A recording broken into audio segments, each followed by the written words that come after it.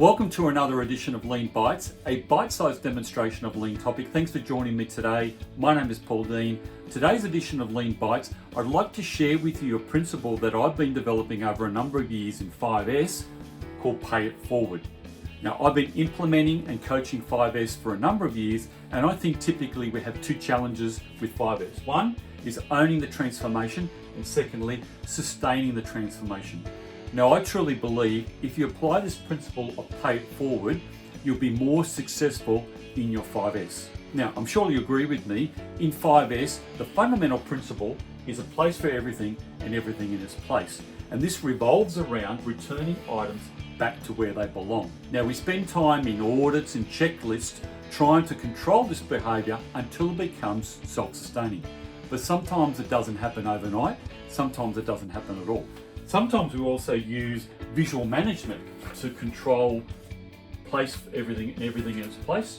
And typically we would use shadow boards, but shadow boards can't be applied to every area. So this is where I believe if you create and coach this mindset of pay it forward, sustainability will be far more strengthened. So let me share with you the principle of pay it forward. Now, pay it forward is really about supporting the incoming team to set them up for success. Now, if there's an agreed standard or an agreed condition, we should ensure we reset that before we leave. So how can we do this? Typically, we can do this with 5S with a visual standard and a checklist.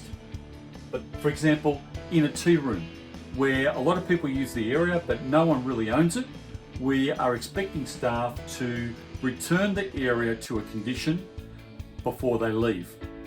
By paying it forward, we have an outward thinking mindset rather than an inward.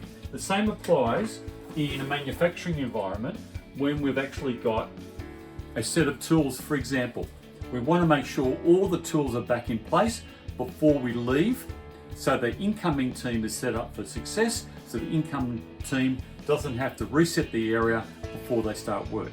So pay it forward is really about thinking outwardly to the internal customer rather than thinking inwardly. So to help you in this principle of pay it forward, I've got a couple of tips and benefits for you. So the first one is when we teach and coach 5S, we need to include the internal customer as the reason why. Why we're doing 5S is to look after the internal customer. The second one is adopt the mindset that we need to think outwardly, not inwardly. We need to look after the other teams so they can reciprocate to look after us. The third one is you'll find that the teams will want to do the right thing in terms of 5S compliance, not because they're being audited. And the final one is as the teams collaborate, you'll find that you get better improvement and also the performance of the department will improve. In quickly recapping, I truly believe if we introduce and coach this principle of pay it forward, we'll not only improve the sustainability of 5S and accelerate our 5S, but also will develop a cross-team collaboration which will then lead to more effective improvement and departmental performance. I hope this has been very helpful and thank you for joining me on this edition of Lean Bites.